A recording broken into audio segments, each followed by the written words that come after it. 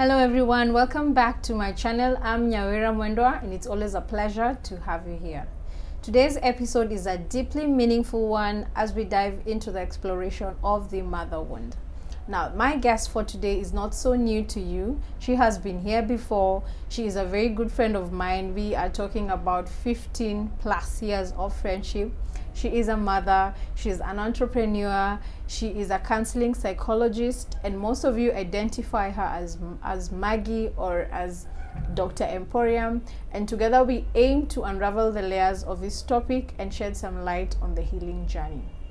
But before we do that, if this is the kind of content that you like, you enjoy, you appreciate, kindly give it a thumbs up, comment, share, and subscribe.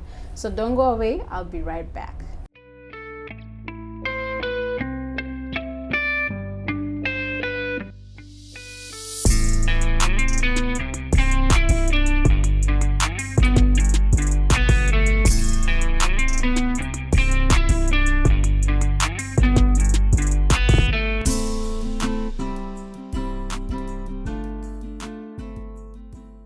Thank you, Irene, for coming again and honoring my invitation. I mean, I'm so excited that you're here. I know. Thank you. Thank you so much for inviting me. Yeah. Grace, honestly, it is always an honor to be here. Oh, wow. Yeah. Let's kick things off, Irene, by when you think about a mother wound,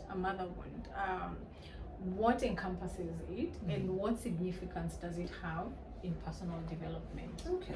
So let's start with the definition of what is a mother wound. Correct. Number one, we need to understand two things, mother and wound. So a mother is a significant person in your life. I could be a mother, or I could be talking about a wound that I got from my mother. A wound is not a scar. A scar will always leave evidence.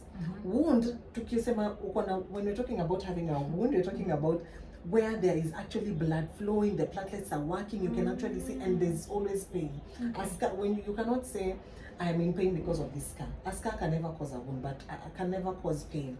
But a wound can cause pain. Okay. So number one, mother, the significant woman in your life. This could be your mother, your auntie. It could be someone who you look up to in your life, someone who raised you, someone who took care of you.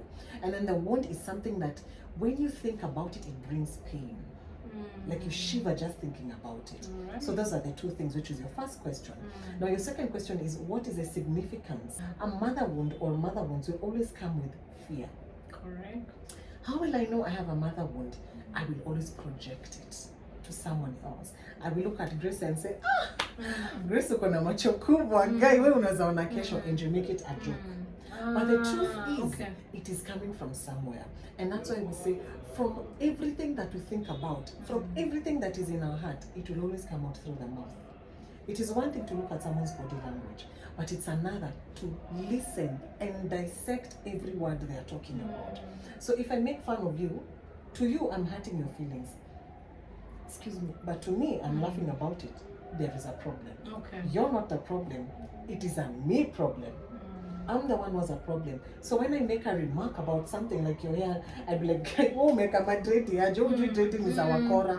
That means my mother said something, or someone in a point of authority in my life said something about people who have dreadlocks. It is always coming from somewhere. Okay. So the things that we project, the things that we say, always come from somewhere.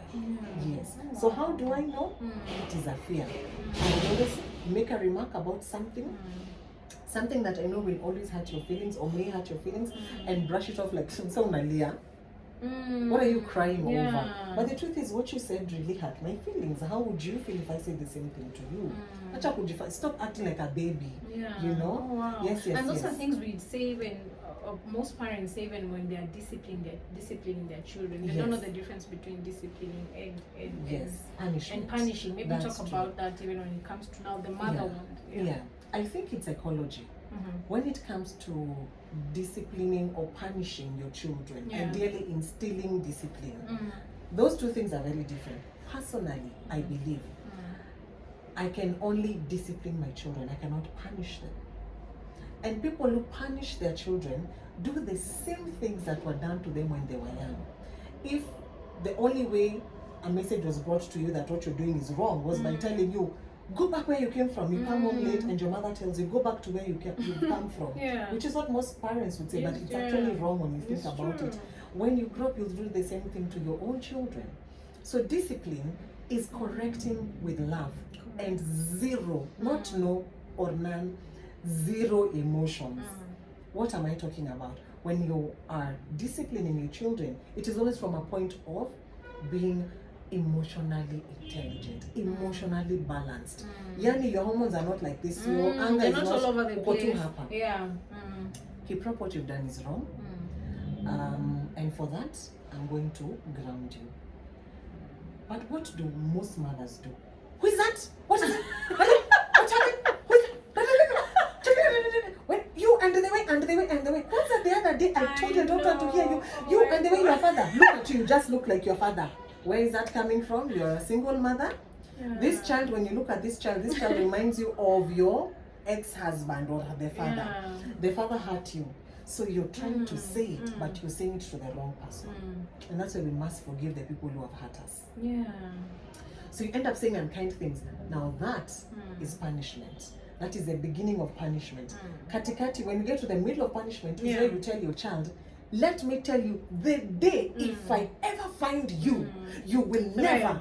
You will never. Yeah. Now you start using fear, but that fear is being interpreted as a threat. Correct. The next time I see you, I will never buy for you shoes. And for sure you will never buy those children shoes because of what you said. Oh really? It's not a moment of anger well, it is lack of wisdom. Okay. Who is the adult here, Grace? Yeah. Is it me, the child, or is it you, my mother? You should know better.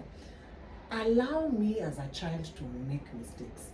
And you as my mother, get some knowledge.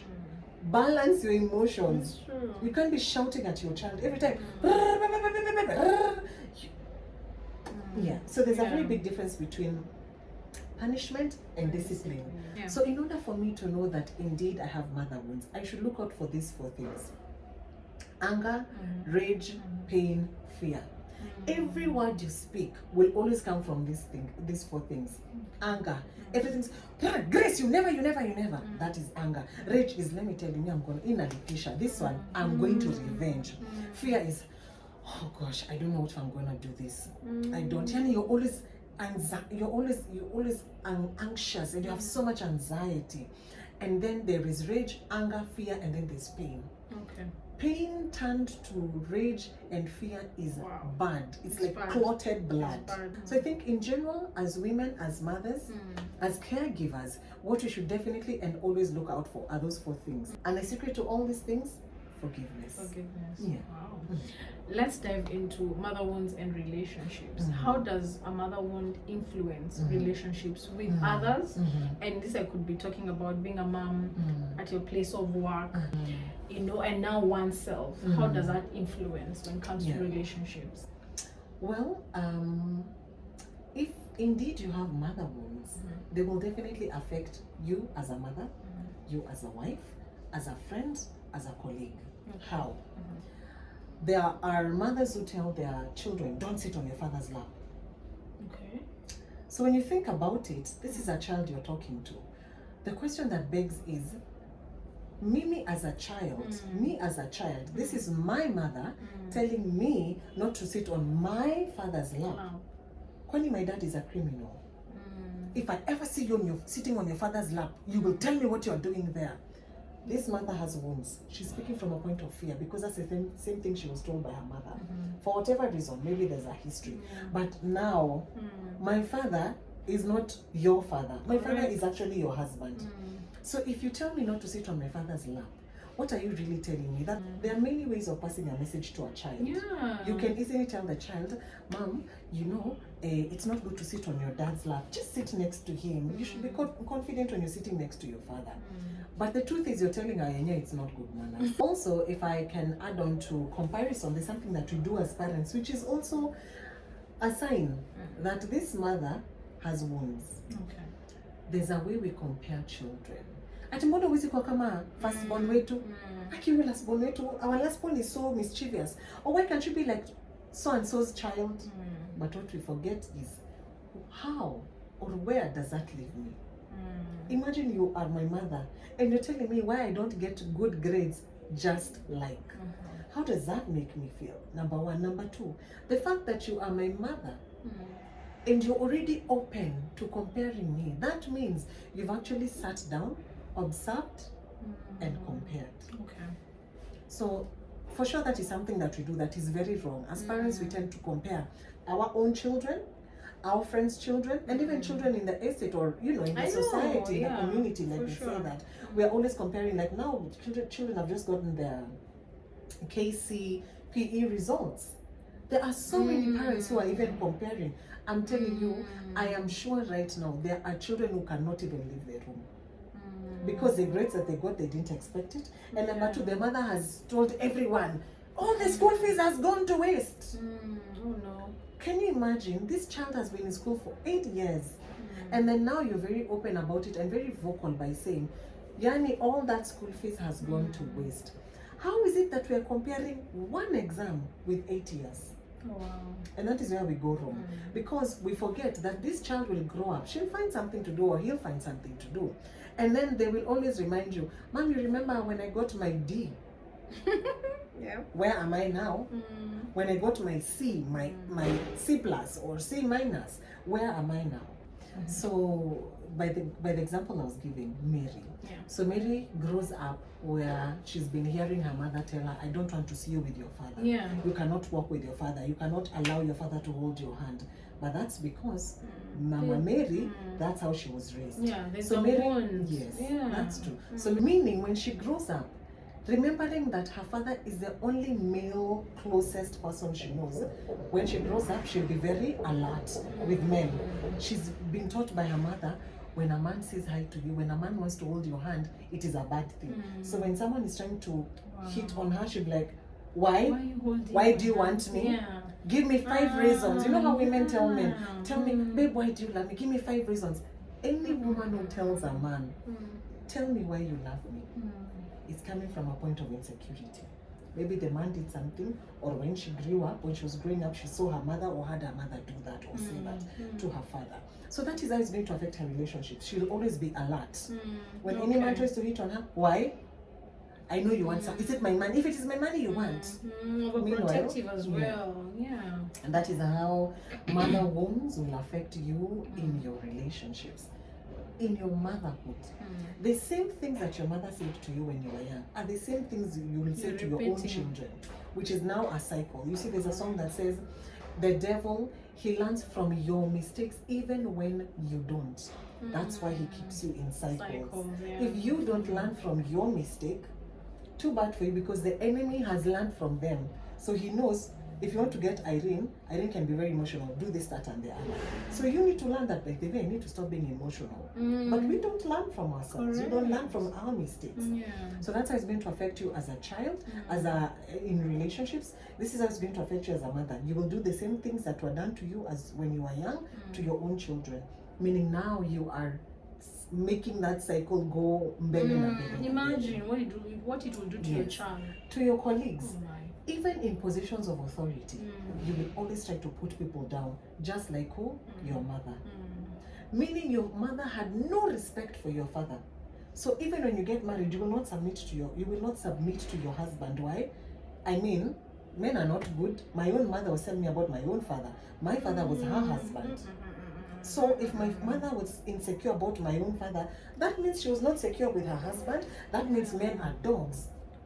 That's what people say. So when you really think about the words that we talk about, they're coming from wounds. These are mother wounds. These are wounds that we got as children. Then they grew up, we grew up with our wounds. Instead of leaving them as scars, they are wounds. Yes. Oh wow, that's so deep. Yeah. You know, I'm thinking, Irene, even as you speak with your clients and have those sessions, even as a mom, I know you've had this a lot, you know, and you've dealt with that a lot. For someone who is on that journey, maybe for someone who is getting on that journey, identifying that, wow, I think I have a wound, or others are in that path, you know, what are some of the approaches or strategies that you have seen to be effective and have worked that you would recommend to some? Healing the inner child. Healing the inner child.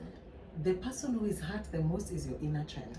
Grace, women who leave their marriages, immediately something wrong is done to them, have child wounds. Women who talk back to their husbands, men who talk back to their wives, men who punish their children, men who do not respect and do not honor, women who do not respect, even at work, the way you talk to clients tells me a lot about how you were raised. Even in your point of authority, even in your position of being the one who makes decisions, tells me a lot about you and, excuse me, you and how you were raised up. Okay. So what we should look at is that Mary. Let's heal Mary. Let's heal Mary when she was 9 years old. Okay. So there's therapy that we do here, where you just close your eyes and take yourself back to when you were only 9 years old. To the point where you were hurt the first time. When was the first time you can remember? Yenyewe, that hurt my feelings. Yeah. Yenyewe. Maybe, yeah. Yeah, I when know. was the first time you felt pain? Yeah. When was the first time you got to learn and understand that there's actually a feeling of pain? When was the first time you got angry? Take yourself back, and we can only do this with meditation. And that's why I believe in just being calm. Taking your time to speak. Okay. Taking your time to think. Taking your time to make decisions. Because when you heal the inner child, then you heal the outer adult. All of us just have a big body, what shall I say? But when you really listen to our conversations, we are all children. Yes, we are all children. Yeah. So what strategy? Number one, heal the inner child. How do I heal the inner child? Meditate. Listen to some very slow music that does not remind you of anything. You know, there's music that reminds you of your dad who passed on, of your uncle, the songs that he used to like, and meanwhile he would rape you singing when that song was playing in the background. Listen to music that really calms you down. And then now take yourself back to that time. Number two, journaling. It is very important to write things down. Journaling is beneficial to you as the adult self, and even to your inner child. Write these things down, and that's why we should encourage our preteen children. Write it down. When someone makes you angry, write it down. When you're happy, write it down. And also, even as we're buying our children these diaries, or giving them money to go buy a diary that they like, it is important that we do not cross the line by going to their uttermost privacy and reading their diaries. That is the only place that they can be able to write things down. So meditation, healing the inner child, writing down, journaling is very, very important. And lastly, being your true self. There is something about us. As a nutritionist, I will tell you, there's a body analysis test that we do. And you will realize some people are allergic to eggs, but they don't know. But they will tell you, do you like eggs? Oh, because I hate eggs, because of that smell. That tells you that your body is actually preparing you for something. Maybe you are allergic to eggs, but you don't take eggs. But the question is, why don't I like taking eggs? It's because inwardly there is a God in me. There is an Irene, a small Irene, a spiritual Irene that tells me, maybe you don't want to take eggs. Maybe you shouldn't take pizza. Maybe you shouldn't take this, that, and the other. So my point is, let us listen to the inner child. Listen to the inner self. Listen to your instincts. Listen to your instincts. Wow. Yeah. And now I really, there are so many people probably, I like the fact that you said people can meditate. You know, there are people who are not ready or cannot afford to come talk to a counselor. And I like the fact that you brought it in terms of journaling or in terms of meditation. But if people wanted to come talk to you, you know, see you in a professional way, how can people reach you and how can people get to talk to you? Yeah. All right. Therapy and or counseling is basically for everyone. It's not just for me. It is for me, for everyone. It should always start with me. There's an example I like to give.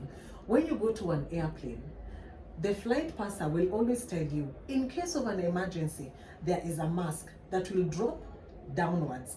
Even though you are breastfeeding, please take the mask, cover yourself first, breathe in, inhale the oxygen, then now go to your child, mask here, the little one will also fall. But what do we usually, will also drop, sorry. But usually what do we do as women? Because I am such a good mother and I love my child, I'm actually breastfeeding, oh, this is my first child, or me, I'm a good mother. When the mask drops, what do? You take this mask and you start covering your child. You cannot save someone when you can't even save yourself. it is foolishness if you asked me. I believe in taking care of me first. If I take care of me first, then I can take care of you. So in general, let us take care of ourselves first. So as a wife, come take care of yourself first. Then you will know how to deal with your husband, how to deal with your nanny, your children. So how can you reach me? You can easily find us at Family Trade Center. We run a counseling center called Emporium Counseling Center. We are on Tom Mboya Street in Nairobi, Kenya, where our building is at Family Trade Center on the 4th floor, office number F89. That's where we are, F89. And yeah, just come and let's have a conversation. And scars are not painful. Wounds are painful. Wounds are painful. Yeah. Wow. What a way to end this conversation, Irene. Thank you for your valuable insights. You know, I hope you guys have learned a lot from her. I mean, we can stay here the whole day. She is full of wisdom. Glory to God. And yeah, we glory to God. And thank you so much for coming to the show. I hope you've enjoyed the video. Let's continue these conversations on the comment section below. Ask questions. She shared where you can find her, and please take care of yourself and be kind to yourself. So with that, God bless you. Until we meet again, it's bye-bye. Bye.